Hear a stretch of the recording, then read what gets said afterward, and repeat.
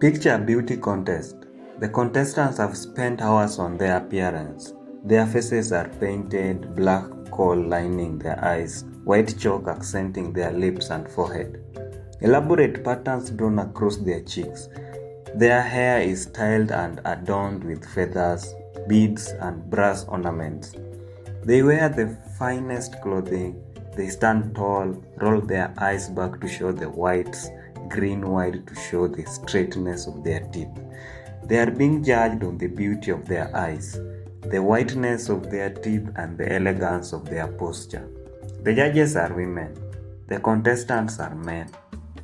Welcome to the Gerewol, the most extraordinary courtship festival on earth, and welcome to the world of the Wodaabe. The Wodaabe are a subgroup of the Fulani people, a vast and widely dispersed ethnic group spread across West and Central Africa. The Wodaabe specifically are nomadic pastoralists, cattle herders, who move across the Sahel, the semi-arid belt that stretches south of the Saharan desert through Niger, Chad, Nigeria, Cameroon, and the Central African Republic. Their name, in their own language, means the people of the taboo, a reference to the strict code of behavior that governs Wodaabe life. This code, called Pulaku, is the ethical and aesthetic spine of everything they do. It demands reserve, patience, care for cattle, and above all, their personal beauty.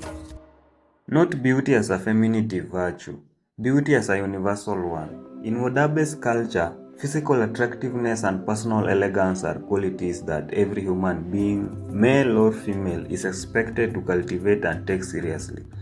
This is not a society where men are excused from appearance because appearance is considered women's work.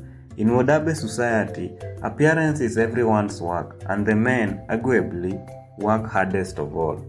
To understand why, you need to understand cattle. For the Wodaabe, cattle are life. They provide milk, the staple of the Wodaabe diet.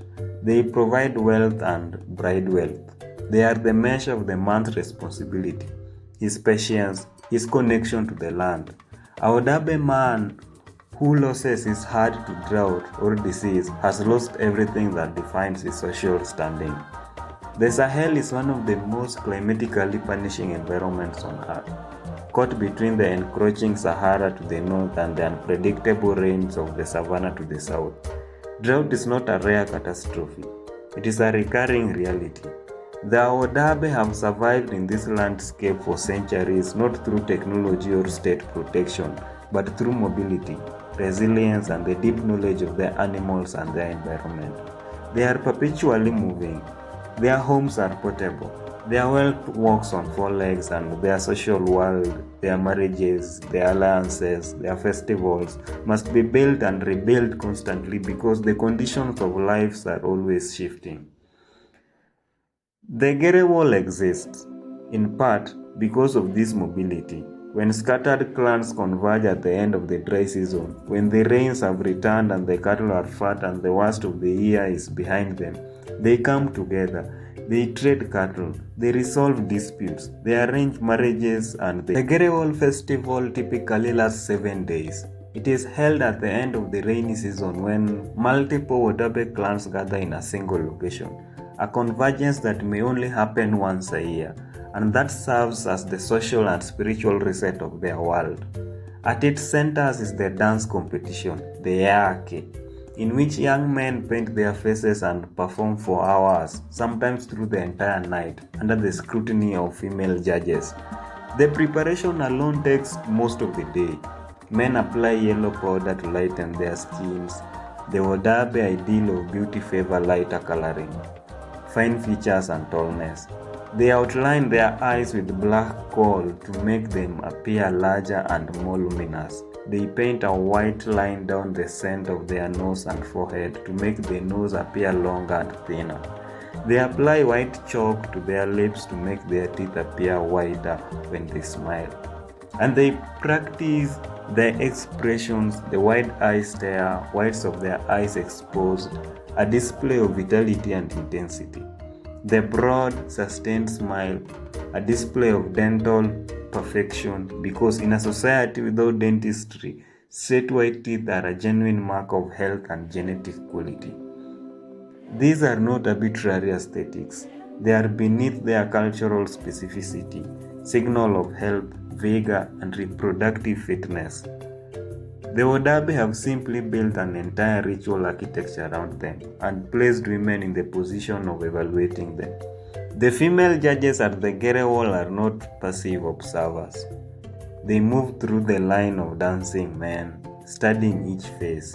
They consult with each other, they point, they deliberate, and at the end, they make their choices. A woman who selects a man at the Gere wall is exercising real power. They may be married. Wodaabe custom allows for a secondary pastorship called Kubgal, distinct from the arranged first marriage called Tegal, which is typically negotiated between families in childhood.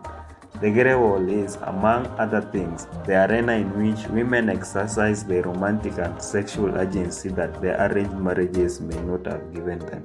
This is not covert or shameful. It is acknowledged, celebrated, and built into social structure. The Wodaabe understand that arranged marriage serve one set of functions: alliance, inheritance, cattle consolidation, and that love matches serve another. They have, with remarkable pragmatism, created space for them. A man chosen by a woman at the Gere wall gains status. He has been publicly judged beautiful by a woman exercising her own discernment. That is not a minor thing in any society. Among the Wodaabe, it is a genuine social honor. Western observers encountering the Gere wall for the first time tend to react in one of two ways. The first is fascination, often tinged with the implicit surprise of people who did not expect to find gender roles inverted in an African nomadic community. The assumption, rarely stated but frequently present, is that traditional societies are uniformly patriarchal, that the further a community is from modernity, the more rigidly it enforces male dominance.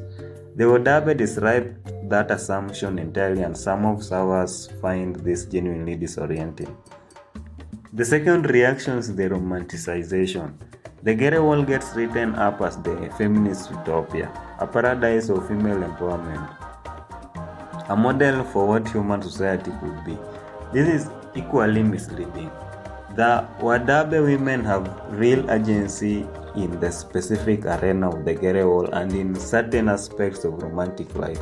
They also live within a broader social structure that is not without its own hierarchies and constraints.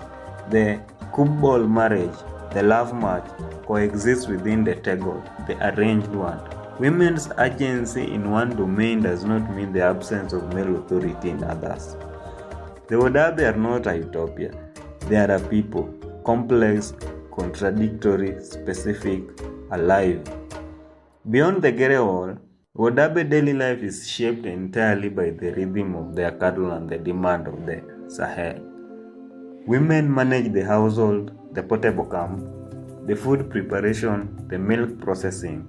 They also own their own household goods and can live a marriage, taking their possessions with them. There is something deeply human in this persistence. The instances on beauty, on ceremony, on the ritual acknowledgement that life, even hard life, deserves to be celebrated. The Wodaabe have never needed anyone to tell them that men can be beautiful. They have never needed anyone to tell them that women can choose. They worked both of those things out of themselves centuries ago, in the middle of one of the most unforgiving landscapes on the planet. We are still in much of the world working them out.